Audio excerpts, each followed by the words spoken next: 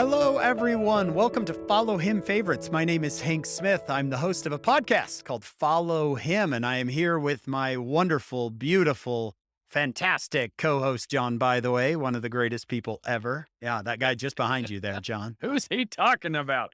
Now, for this year, John, for Follow Him Favorites, we've been answering a question from each lesson. The question this week for Exodus 14 through 17 is basically, how do I connect with the Old Testament? Because this stuff is really old. We're talking the parting of the Red Sea and bread falling from heaven.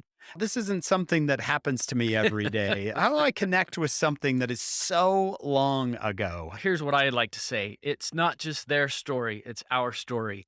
I had a girl in one of my classes, Hank. She had a Jewish background. I had asked just throughout the question, somebody tell us about Passover. What is that? What happened?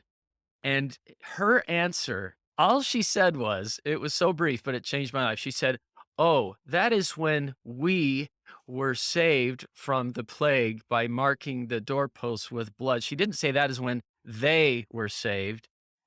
This is us. She said, that is when we were saved from one of the plagues by the blood being over.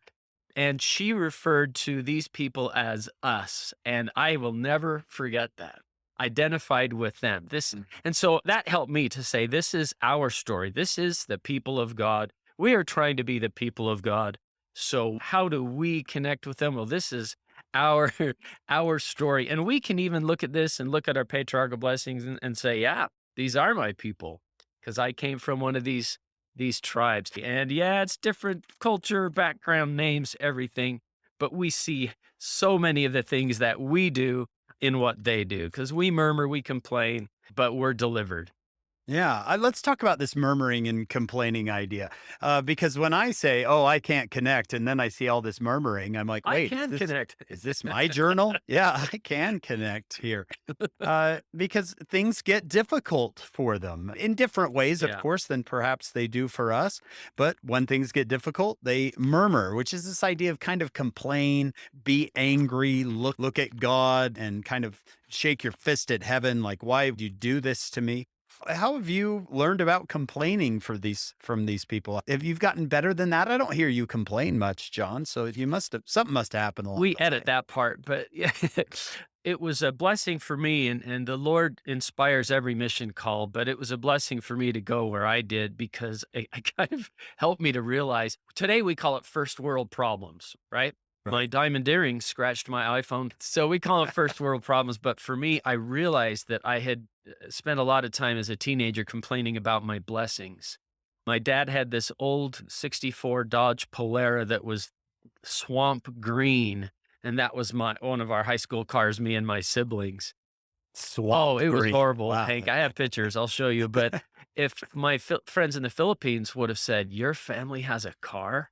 And I would have had to say, "Well, we have 3, but they're old," you know? And I realized I have been complaining not about my problems, I've been complaining about my blessings. I'm looking like at Exodus 16:4, "I, the Lord, will rain bread from heaven for you." What? Food is just gonna fall out of the sky, right? But pretty soon they're like, "Is this all there is? We're getting sick of manna," right? Just like that old thing, that plaque that you see. I complained about having no shoes until I saw a man who had no feet. And so there's always a Yeah. perspective and that's helped me a lot. Sometimes I realize I am complaining about my blessings, not my problems. Yeah, and maybe why that's why the Lord put it in here for us is we can see how obviously they're being blessed and yet they're still complaining. And the Lord might be going, okay, pick up on that idea. Pick up on that idea that it's pretty obvious that they're getting all these blessings and yet they're still complaining. I've had students ask before these huge miracles, crossing of the Red Sea, right? It's hard to connect with that when I don't see that in my day. And I've often compared the crossing of the Red Sea to the atonement of the Savior, which is very much a part of our day. It's very much a part of our daily talk, things we focus on in church, in seminary, in our families. Here we are, we're backed up against the Red Sea. The celestial kingdom's on the other side, and here comes the Egyptian army. I would call it the law of justice. It's coming for you, and you've got no way out, right? Justice is coming, and you are standing there staring at it, and heaven's on the far side of the Red Sea. There's just no way you're going to get there. The law of justice is going to catch you. And what happens? The way is made, right? The Lord makes the way for you to cross, get away from the law of justice, go through the water, kind of like a baptism, and get to the promised land on the other side. So, in my mind, when I think of the crossing of the Red Sea and these huge miracles, I keep coming back to we have the same God. This is the same person who's dealing with us, who provides a way for us. He provides a road, provides a path for us to be with our families forever. Yeah. So for me, I try to not say, oh, the big miracles are of the past, because the biggest miracle of all Yeah. is the Savior's atonement, and it's very much a part of my day. Yeah, and I think there's a lot of the Old Testament is just big and observable and big physical miracles that are huge that you can see. And then there are these miracles that are inside that a miracle that God can forgive. Uh, we're so thankful that just what you said, he Yeah. can forgive and open up the way for me to live with him again. And so that's miraculous.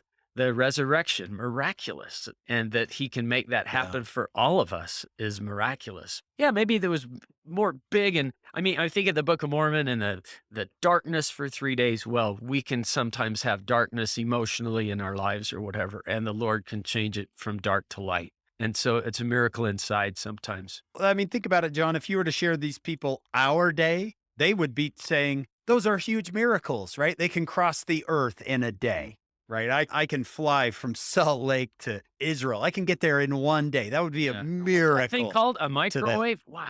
Right. You have all the scrolls of the prophets on a On your tiny phone. little device. Are you kidding? That's a miracle, right? So we look at their day and think, oh, I'll never see those kind of miracles. And they might look at our day and say the exact same Good thing. point. Those are huge miracles you're just living with, and you just think they're normal, they're everyday life. I remember it was Elder Maxwell who said, everyone is shocked when Jesus turns water into wine, but we're not so shocked when he uses water and makes grapes every day, Yeah. right? It's not so shocking because it just happens right in front of We're us. used to those miracles. Well, we hope that you are connecting to the Old Testament. We hope that this year has been something for you where you're starting to see yourself and connect with these people. Like John said, you're seeing that this is a we story. This is our family. Mhm. This is our history. If you want more of that, come join us on our podcast. It's called Follow Him. You can look it up wherever you get your podcast. But if not, that's okay. Come join us next week for another Follow Him favorite.